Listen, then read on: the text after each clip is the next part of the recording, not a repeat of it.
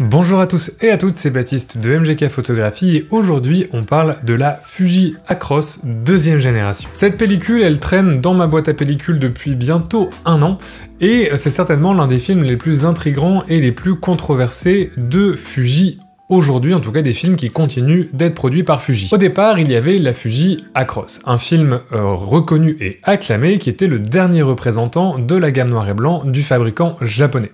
Le film proposait une gamme de gris impressionnante, une netteté, une acutance à toute épreuve, et était en plus très tolérant vis-à-vis des erreurs d'exposition comme de développement. En gros, le film qui avait tout pour plaire, surtout que c'était un film relativement abordable qu'on trouvait entre 5 et 7 euros chez la plupart des revendeurs. Cerise sur le gâteau, c'était un film qui pouvait être exposé jusqu'à 2 minutes sans avoir besoin d'ajuster son temps pour ajuster sa réciprocité, comme on doit le faire normalement lorsqu'on travaille en pause longue, donc c'était le film parfait pour tous ceux qui voulaient travailler en pause longue. Puis, comme souvent avec Fujifilm, vint le drame.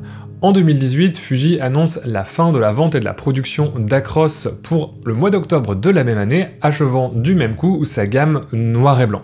Bien évidemment, le monde de l'argentique a sorti une fois de plus pics et fourches, menaçant d'aller chercher les dirigeants du fabricant japonais pour les plonger dans un bas de Rodinal fumant. Est-ce cette terrible menace qui effraya Fuji? Les historiens s'interrogent encore, mais en 2019, Fuji annonce le retour de l'Acros dans une nouvelle formulation qui garde toutes les caractéristiques que l'on aimait bien dans la première version. D'ailleurs, si tu cherches une comparaison entre l'Acros première génération et deuxième génération, tu peux aller voir cette vidéo d'Argentique 2.0 qui sera dans la description, bien entendu après avoir terminé de visionner celle-ci. Concernant l'Acros 2, un mystère subsiste encore. La nouvelle version de l'Acros n'est effectivement plus fabriquée au Japon, mais au Royaume-Uni. Beaucoup suggèrent que le film n'est en fait plus fabriqué par Fuji, mais par Ilford sur les instructions de Fuji. L'autre vrai souci, c'est que, au passage, le prix du rouleau a doublé, atteignant parfois 15 euros chez certains revendeurs. Un tarif premium pour une pellicule noir et blanc qui, en général, se vendent plus autour des 5 à 8, 10 euros grand maximum pour certaines références de chez Kodak, mais dépasse rarement la dizaine d'euros. Pourquoi l'Acros est maintenant fabriqué en Angleterre? Pourquoi son prix a-t-il doublé? Qui se sert sur le dos des photographes argentiques? Peut-on faire cuire des nouilles dans du révélateur? Autant de questions qui resteront certainement sans réponse avant la fin de cette vidéo. Ce qu'on peut toujours faire cependant, c'est aller faire des photos avec ce rouleau et voir le rendu de la pellicule. On y va ?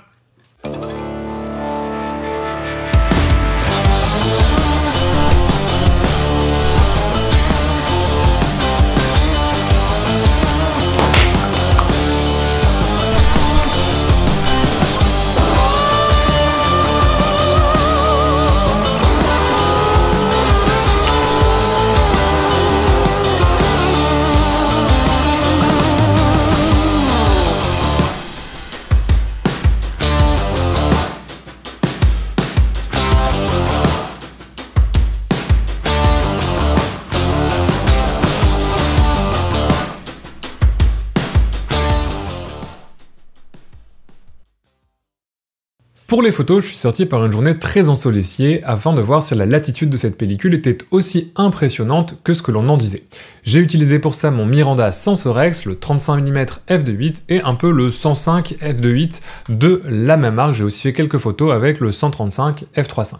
Question développement, j'ai plongé ma péloche dans du Rodinal en dilution 1+25 pendant 7 minutes, c'est les temps que j'ai trouvé sur Massive Dead Chart pour l'Acros 2. Comme d'habitude, si tu veux voir toutes les photos du rouleau en HD, tu peux aller t'abonner à ma page Tipeee où tu retrouveras les 36 images du rouleau en haute définition. À la vue des résultats, pas de doute, la force de cette pellicule, c'est sa latitude d'exposition et sa grande gamme de gris.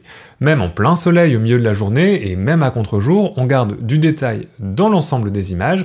Les ciels ne sont pas trop brûlés, même si dans certaines images, l'usage d'un filtre rouge m'aurait aidé à garder une certaine consistance et un certain volume dans les ciels qui étaient très bleus au moment de la prise de vue, et les ombres sont relativement préservées.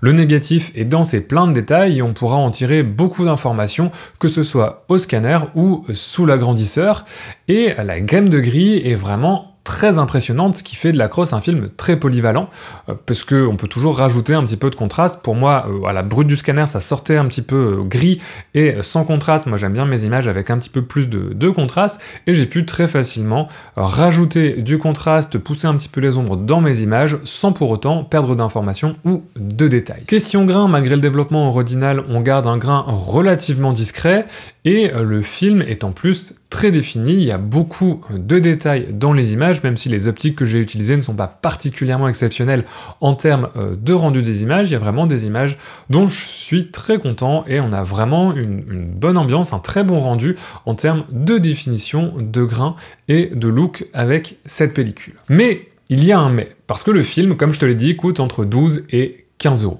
Pour 7 € j'achète de la Ilford XP2 qui fournit une latitude au moins aussi importante, avec un grain encore plus fin et qui se développe en mini-lab, ce qui me fera économiser de l'argent sur mon développement en labo. Si je veux faire mon développement moi-même, pourquoi pas utiliser de la Delta 100 qui propose certes une structure de grain différente, mais une netteté et une précision similaires, avec également une très bonne latitude et un poil plus de contraste. En fait, je pourrais choisir n'importe quel autre film noir et blanc du marché qui ne coûte pas 15 €. Parce que c'est là pour moi le principal problème de la Cross 2. Oui, c'est un excellent film, mais à moins d'avoir besoin de ses caractéristiques spécifiques concernant la pose longue et la réciprocité, je lui préférerais toujours un film moins cher chez la concurrence. Ça en fait un film très spécialisé, faussement luxueux et difficilement accessible aux petites bourses. Alors il est difficile de savoir si ce prix est dû à la fabrication du film qui est compliquée, puisque peut-être qu'il y a des ressources particulières qui rentrent dans l'émulsion qui sont compliquées à produire et qui expliquent un prix élevé, mais à mon avis ça doit certainement venir de frais d'accord ou de frais de licence entre Ilford et Fuji, si c'est effectivement Ilford qui fabrique ce film. Ça restera encore une question sans réponse. En conclusion, même si j'ai beaucoup aimé les photos que j'ai fait sur ce rouleau d'Acros 2, c'est très certainement un film que je ne rachèterai pas, tout simplement parce que trop cher pour du film noir et blanc. Je préfère économiser un petit peu sur le film noir et blanc et garder un budget un peu plus élevé pour acheter du film couleur quand c'est nécessaire. Mais après, c'est mon avis. Si toi, t'as testé la Cross 2 et que t'as un avis différent du mien, on peut en discuter en commentaire, ça peut être intéressant. Et puis si cette question des prix des pellicules t'intéresse, j'ai sorti récemment une vidéo sur le prix de l'argentique en 2021, elle sera en écran de fin de cette vidéo. Si tu as bien aimé cette vidéo, tu peux bien évidemment t'abonner à la chaîne, et puis dans la description, tu trouveras le lien vers mes réseaux sociaux et mon projet Box Argentique, qui est un projet de box photo pour les photographes argentiques, qui t'invite à découvrir des nouveaux films tous les 2 mois dans ta boîte aux lettres. J'espère que cette vidéo t'aura plu, merci de l'avoir regardée, et de mon côté, je te dis à la prochaine, et d'ici là, bonne photo!